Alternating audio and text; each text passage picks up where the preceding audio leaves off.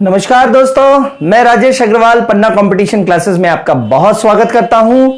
Lecture number 41 में प्राचीन भारत की सीरीज चल रही है। लेक्चर नंबर 41 में आज बौद्ध धर्म का भाग 2 कवर करना है हमको, और इसमें बौद्ध धर्म की शिक्षाएं एवं मान्यताएं, बौद्ध धर्म की शिक्षाएं एवं मान्यताओं के बारे में बात करनी है। तो सबसे पहले बौद्ध धर्म की शिक्षाएं और उसके बाद बौद्ध धर्म की मान्यताओं के बारे में बात करेंगे। इसके पहले मैं लेक्चर शुरू करूं, आप इसका स्क्रीनशॉट ले लीजिए दोस्तों, स्क्रीनशॉट इसका ले लीजिए।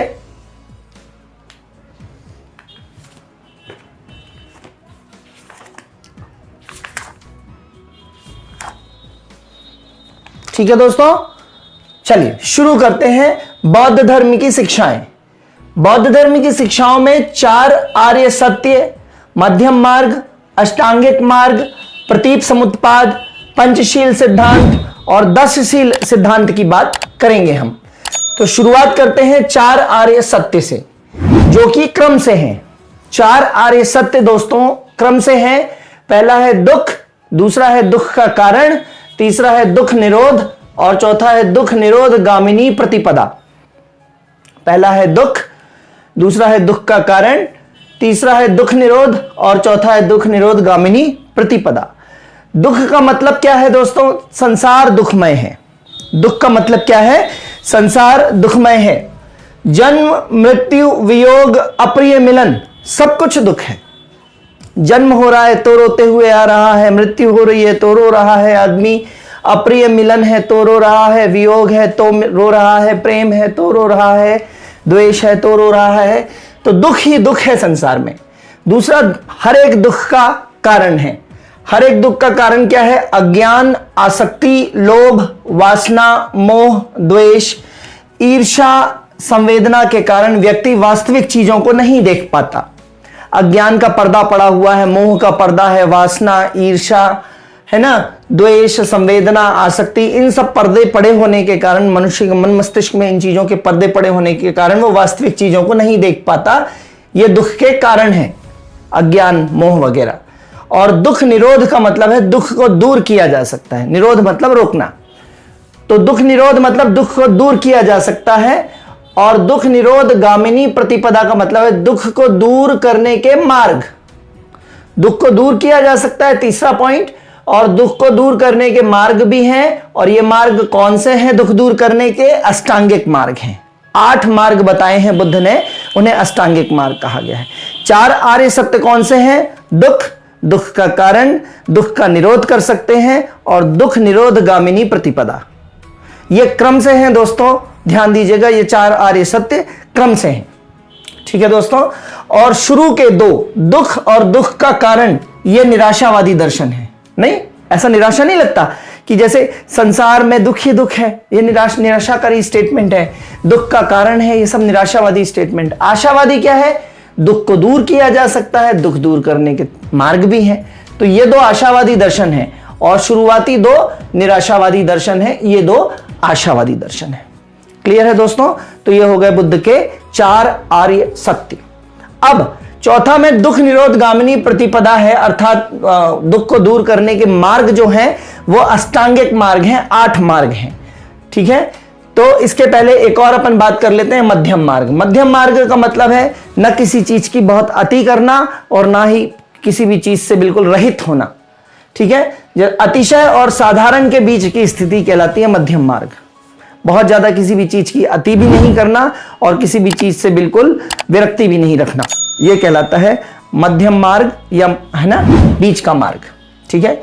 अब अष्टांगिक मार्ग, 8 मार्गों की बात करेंगे जिनसे दुखों को दूर किया जा सकता है, दुख निरोध गामिनी प्रतिपदा के मार्ग। तो अष्टांगिक मार्ग का वर्णन तैत्तिरीय उपनिषद में है। दोस्तों नीचे कमेंट करके बताइए आप कमेंट बॉक्स में कि तैत्तिरीय उपनिषद जो है वो किस वेद का ब्राह्मण ग्रंथ, किस वेद का ब्राह्मण ग्रंथ है। ठीक है, तैत्तिरीय उपनिषद। ठीक है, शतायु बताया था मैंने, कोड बताया था आपको शतायु। अब आप बता दीजिएगा कमेंट बॉक्स में। तो अष्टांगिक मार्ग का वर्णन है तैत्तिरीय उपनिषद में, और इसे भिक्षुओं का कल्याण मित्र, बौद्ध भिक्षुओं का कल्याण मित्र भी कहते हैं। अष्टांगिक मार्ग को क्या कहते हैं? बौद्ध भिक्षुओं का कल्याण मित्र। अब अष्टांगिक मार्ग को 8 मार्गों को 3 हेड्स में डिवाइड किया गया है, प्रज्ञा, शील और समाधि। 8 मार्गों को 3 हेड्स में बांटा गया है, प्रज्ञा, शील और समाधि। ठीक है दोस्तों, प्रज्ञा में कौन सी 3 चीजें हैं, तो मैंने इसको कोडिफाई किया हुआ है। प्रज्ञा में है संवाद, तो आप ध्यान रखेंगे कि आपको किसी से संवाद करना है तो आपको अपनी प्रज्ञा का इस्तेमाल करना है, बुद्धि का इस्तेमाल करना है। प्रज्ञा मतलब बुद्धि, तो प्रज्ञा से आप संवाद कीजिए, प्रज्ञा से आप अपनी बुद्धि से संवाद कीजिए, एक दूसरे से बात कीजिए। तो सम का मतलब है संकल्प, वा का मतलब है वाक और दा का मतलब है दृष्टि। ठीक है, तो सम्यक दृष्टि, सम्यक संकल्प और सम्यक वाक। तो दृष्टि, संकल्प और वाक को मैंने यहां पे बना दिया है संवाद। सम्यक संकल्प, सम्यक वाक और सम्यक दृष्टि, संवाद। सम्यक दृष्टि का मतलब है देखने का संतुलित नजरिया, किसी भी चीज को देखने का, किसी भी चीज के बारे में आउटलुक जो आप रखते हैं वो उसका संतुलित नजरिया, उसका बैलेंस्ड आउटलुक होना चाहिए आपका। सम्यक संकल्प का मतलब होता है संतुलित विचार रखना, है ना। सम्यक संकल्प करना, संतुलित विचार रखना। ऐसा नहीं कि बहुत बड़े बड़े संकल्प, क्षमता से बड़े संकल्प ले लिए आपने और पूरा नहीं कर पा रहे, मतलब आपका विचार आपके कंट्रोल में ही नहीं है। तो सम्यक संकल्प का मतलब है संतुलित विचार रखना। सम्यक वाक, वाक मतलब वाणी, सम्यक रूप से संतुलित तरीके से बोलना, ना ज्यादा बोलना ना कम बोलना, सत्य बोलना, मृदु बोलना, कठोर ना बोलना, झूठ ना बोलना, यह सब सम्यक वाक में। फिर शील के अंतर्गत मैंने टेका बनाया है या कोडिंग की है आवक। तो शील होगी यदि आपके पास विनम्रता होगी, यदि शीलता होगी आपके पास, तो आपके पास बहुत आवक होगी, सभी चीज की आवक होगी। आपको प्रेम भी मिलेगा, पैसा भी मिलेगा, है ना, दोस्त यार भी मिलेंगे, सब मिलेंगे। अगर आपके पास शील है तो आपके पास आवक होगी। आ फॉर आजीव, वा फॉर व्यायाम और का फॉर कर्मांत। तो शील से क्या मिलेगा आपको? आवक। प्रज्ञा से आपको क्या करना है? संवाद। तो सम्यक आजीव, सम्यक आजीव का मतलब है जीवन में अच्छा आचरण करना, जीवन में अच्छा आचरण व्यवहार करना, यह कहलाता है सम्यक आजीव। सम्यक आजीव के बाद है सम्यक व्यायाम, आगे बढ़ने के लिए विवेकपूर्ण प्रयत्न करना। आगे बढ़ने के लिए दोस्तों विवेकपूर्ण प्रयत्न करना, यह कहलाता है सम्यक व्यायाम। व्यायाम करने में प्रयत्न करते हैं ना, तो आगे बढ़ने के लिए, जीवन में बॉडी बनाने के लिए, आगे बढ़ने के लिए विवेकपूर्वक प्रयत्न करना। और सम्यक कर्मांत का मतलब है अच्छे अच्छे कर्म करना। तो शील से क्या होगी? आवक होगी दोस्तों। ठीक है, लेक्चर अच्छे लग रहे हैं दोस्तों तो लाइक, सब्सक्राइब और शेयर जरूर करते जाइए। इस लेक्चर के डिस्क्रिप्शन में इंस्टा और टेलीग्राम और फेसबुक तीनों की लिंक है दोस्तों, वहां पे पीडीएफ मिल जाएगा आपको। ठीक है, तो आप अच्छे से पढ़ते रहिए उत्साहपूर्वक तरीके से, बहुत जल्दी ये सफर अपन पूरा कर लेंगे। ठीक है दोस्तों, इसके बाद समाधि। समाधि जो है सम स्मृति, सम स्मृति। समाधि में 2 चीजें हैं, सम्यक स्मृति और सम्यक समाधि। सम मतलब समाधि, स्मृति मतलब स्मृति। ठीक है, तो सम्यक स्मृति का मतलब संतुलित स्मृति दिमाग में रखें। संतुलित स्मृति, बुरी बातों को दिमाग में कचरा क्यों ढो रहे हैं, बुरी बातों को भूल जाएं, अच्छी बातों को याद रखें। हर इंसान में कमियां होती हैं, उनको भूल जाएं, इंसान की अच्छाइयों को याद रखेंगे तो इंसान से हमेशा प्रेम बना रहेगा। ठीक है दोस्तों, तो संतुलित स्मृति होनी चाहिए दिमाग में, कचरा दिमाग से बाहर फेंक दीजिए।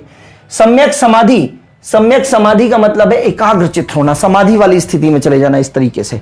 ठीक है, तो एकाग्रचित्त हो जाना, सम्यक समाधि। तो इस तरीके से 8 समझ में आ गए आपको। सम्यक दृष्टि, प्रज्ञा का संवाद करना है, शील से आवक होगी और समाधि मतलब समस्मृति। इसमें 8 पॉइंट आपके कवर हो जाते हैं। सम से मतलब संकल्प, वा से मतलब वाक और दा से मतलब दृष्टि, आ से मतलब आजीव, वा से मतलब व्यायाम, का से मतलब कर्मांत और सम से मतलब समाधि और स्मृति से मतलब स्मृति। ठीक है दोस्तों, तो ये अष्टांगिक मार्ग आप अच्छे से समझ लीजिए, मेंस में भी लिखने के लिए आएगा तो ये सब पर्याप्त है आपके लिए। नेक्स्ट, अब इसी अष्टांगिक मार्ग का थोड़ा सा डिस्क्रिप्शन है ये कि दुख है तो दुख का कारण है। यदि संसार में कोई भी चीज है तो निश्चित उसका कुछ कारण होगा। तो संसार जब दुखमय है तो दुख का कारण भी है। और यदि कारण को समझ के उसे दूर कर लिया जाए, यदि कारण को दूर कर लिया जाए तो दुख स्वयं दूर हो जाएंगे। बिल्कुल सही है, दुख का कारण यदि दूर कर लिया जाए समझ के तो दुख स्वयं दूर हो जाएंगे। और कारण क्या है दोस्तों? आपकी आंखों, आपकी बुद्धि, आपके हृदय में पड़ी हुई अज्ञानता। अज्ञानता क्या है? अज्ञानता है मोह माया, ये सब तो कारण अज्ञानता के कारण है। और अष्टांगिक मार्ग यदि ये अपनाते हैं आप तो आपकी अज्ञानता दूर हो जाएगी। और इसे ही समुत्पाद या प्रतीप समुत्पाद या कार्य कारण सिद्धांत कहते हैं, है ना, दुख का कारण है और उस कारण को दूर भी किया जा सकता है। तो इसी को बोलते हैं समुत्पाद या प्रतीप समुत्पाद कार्य कारण सिद्धांत। अर्थात हर कार्य का कारण है और यदि कारण को दूर कर लें तो कार्य सुधर जाएगा। प्रतीप समुत्पाद क्या है कि हर कार्य का कारण है और उस कारण को यदि दूर कर लें तो कार्य स्वयं सुधर जाएगा। इस प्रकार तीसरा आर्य सत्य जो है, दुख को दूर किया जा सकता है। यह वाला डबल स्टार लगाए हैं दोस्तों मैंने। तो तीसरा आर्य सत्य जो है वो प्रतीप समुत्पाद से संबंधित है। यह प्रश्न आ चुका है कि बुद्ध का कौन सा आर्य सत्य जो है वो प्रतीप समुत्पाद से संबंधित है। तो तीसरा आर्य सत्य, दुख को दूर किया जा सकता है। अब ये पढ़ ही चुके हैं, फिर से देख लेते हैं। प्रतीप समुत्पाद सिद्धांत का मतलब, प्रतीप का मतलब होता है कारण, समुत्पाद का मतलब होता है कार्य। प्रतीप का मतलब है कारण, समुत्पाद का मतलब है कार्य, अर्थात प्रत्येक घटना का कोई ना कोई कारण है। ठीक है, इसके बाद बात करते हैं शिक्षाओं में। नेक्स्ट है पंचशील सिद्धांत। ठीक है, ध्यान देंगे दोस्तों, बहुत ध्यान से पढ़ेंगे। पंचशील सिद्धांत बौद्ध धर्म के हैं, लेकिन पंच महाव्रत जो हैं वो जैन धर्म के हैं। पंच महाव्रत किसके हैं? जैन धर्म के। लेकिन पंचशील किसके हैं? बौद्ध धर्म के। सत्य, अहिंसा, अस्तेय। अस्तेय का मतलब चोरी ना करना, अपरिग्रह का मतलब जरूरत से ज्यादा चीजों का संग्रह ना करना, और ब्रह्मचर्य। तो सत्य, अहिंसा, अस्तेय का मतलब चोरी ना करना, और अपरिग्रह मतलब संग्रह न करना, और ब्रह्मचर्य। ये 5 जो हैं पंचशील सिद्धांत हैं। और 10शील सिद्धांत दोस्तों, 10शील सिद्धांत में इसी पंचशील सिद्धांतों में 6 और जोड़ देंगे आप, 5 और जोड़ देंगे। पंचशील सिद्धांतों में 5 और जोड़ देंगे तो 6वें नंबर पे क्या आ जाएगा? दोपहर बाद भोजन ना करना। 7वें नंबर पे आरामदायक बिस्तर का उपयोग ना करना सोने के लिए। 8वां मद्यपान नहीं। 9वां व्यभिचार ना करना। व्यभिचार मतलब बुरी आदतें ना करना, है ना, व्यभिचारी ना बनना, स्त्री को बुरी नजर से ना देखना, स्त्री की गरिमा को ठेस ना पहुंचाना, व्यभिचारी गंदे काम ना करना, ये व्यभिचार ना करना। कीमती आभूषण और वस्तुओं का त्याग कर देना।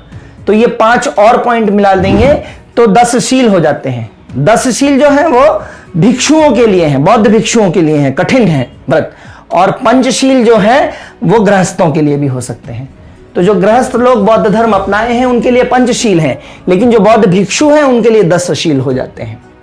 ठीक है, तो इस तरीके से ये बौद्ध धर्म की शिक्षाएं समाप्त हो जाती हैं। 4 आर्य सत्य, मध्यम मार्ग, अष्टांगिक मार्ग, प्रतीप समुत्पाद, पंचशील सिद्धांत और 10शील सिद्धांत। अब बात करते हैं दोस्तों बौद्ध धर्म की मान्यताएं। आपको एग्जाम में आए तो शिक्षाएं और मान्यताओं में बारीक डिफरेंस है, समझ जाइएगा उसको।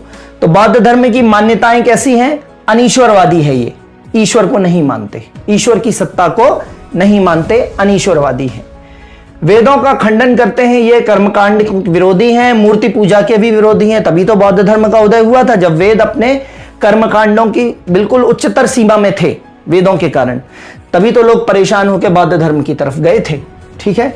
सी, अनात्मवादी या निरात्मवादी, अर्थात ये आत्मा को भी नहीं मानते।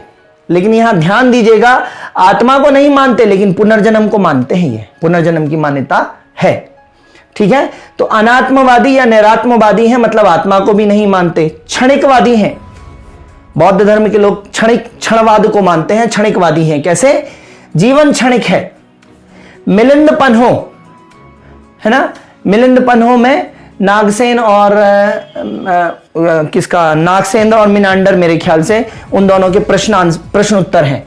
तो मिलिंदपन्हों में लिखा है कि जिस तरह पानी की एक लहर आती है, चीजों को जन्म देकर चली जाती है, दूसरी लहर आती है और ऐसा क्रम चलता रहता है। लहरें आती हैं और जाती हैं, लहरें आती हैं और जाती हैं, ये क्रम चलता रहता है। कोई चीज स्थिर नहीं है, क्षण भर में उसका स्वरूप बदल जाता है। इतना परिवर्तनशील है संसार। तो कोई भी चीज स्थिर नहीं है, क्षण भर में उसका स्वरूप बदल जाता है। यह क्या कहलाता है? क्षणिकवाद या क्षणवाद, बौद्ध धर्म का। नेक्स्ट है कर्मवादी हैं, कर्म में विश्वास रखते हैं, भाग्यवादी नहीं है, कर्म करने में विश्वास रखते हैं, कर्मवादी हैं। और नेक्स्ट है पुनर्जन्म की मान्यता है ना। अब ये थोड़ा सा ध्यान देंगे कि आत्मा को तो नहीं मानते लेकिन पुनर्जन्म की मान्यता है। तो पुराने कर्मों को भोगने के लिए पुनर्जन्म होता है। जो आपने पिछले जन्म में जो कर्म किए हैं, अच्छे और बुरे, उनका फल भोगने के लिए पुनर्जन्म होता है। और जब आत्मा को जन्म मरण के चक्र से मुक्ति मिल जाती है तो फिर यह आत्मा फ्री हो जाती है और उसको निर्वाण प्राप्त होता है। जब आत्मा को जन्म मरण के चक्र से मुक्ति मिल जाती है है तो उसको निर्वाण प्राप्त होता है। तो इस तरीके से ये इसकी मान्यताएं हैं। ठीक है दोस्तों, अब मैंने इस पूरे प्रक्रम को कुछ कोडिफाई किया हुआ है, आपने इसका शॉट ले लिया होगा। अब मैं यहाँ पे आपको दो उसमें पूरी शिक्षाएं और मान्यताएं 2 लाइन में बता देता हूं। कैसे याद किया है मैंने, मेंस के हिसाब से मैंने याद किया था, देख लीजिए आप इस तरीके से। गौतम क्षण में अनी हुए, गौतम क्षण में अनी हुए, चले पुनर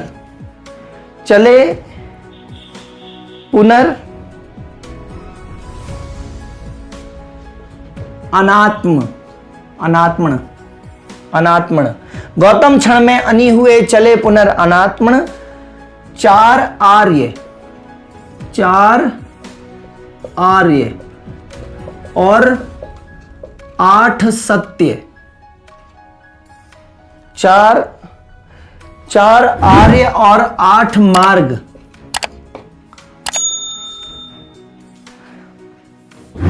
और 10 शील के प्राण, ये कोडिफाई किया हुआ है दोस्तों। ठीक लगे तो आप याद कर सकते हैं, अदरवाइज सीधा सीधा भी पढ़ सकते हैं। तो गौतम बुद्ध के बारे में है तो बुद्ध क्या है, क्षणवाद है ना, अनीश्वरवाद है, पुनर्जन्म की मान्यता है, अनात्मवाद है, 4 आर्य हैं, अष्टांगिक मार्ग है, पंचशील और 10 शील हैं। ठीक है, तो इस तरीके से याद रखना है। और है ना, गौतम क्षण मतलब क्षणवाद है, अनी मतलब अनीश्वरवाद है, पुनर मतलब पुनर्जन्म है, अनात्म मतलब अनात्मवाद है, आत्मा को नहीं मानते, 4 आर्य सत्य हैं, 8 अष्टांगिक मार्ग है, 10 शील हैं और पंचशील हैं। ये गौतम बुद्ध की शिक्षा और मान्यताओं को मैंने 2 लाइन में कोडिफाई किया है। फिर से पढ़ देता हूं। गौतम क्षण में अनी हुए, चले पुनर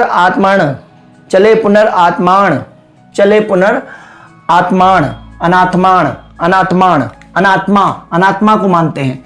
तो गौतम क्षण में अनी हुए, चले पुनर आत्माण, 4 आर्य और 8 मार्ग और 10 शील के प्राण। गौतम क्षण में अनी हुए, चले पुनर आत्माण, 4 आर्य और 8 मार्ग और 10 शील के प्राण। इस तरीके से आप याद कर सकते हैं। अच्छा लगता है दोस्तों, और अपना स्नेह बनाए रखिए। कल फिर लेक्चर में मिलते हैं, तब तक के लिए धन्यवाद, गुड बाय। लेक्चर को लाइक, सब्सक्राइब और शेयर करते रहिए, आगे बढ़ाते रहिए, अपना स्नेह देते रहिए। ठीक है, जय हिंद दोस्तों।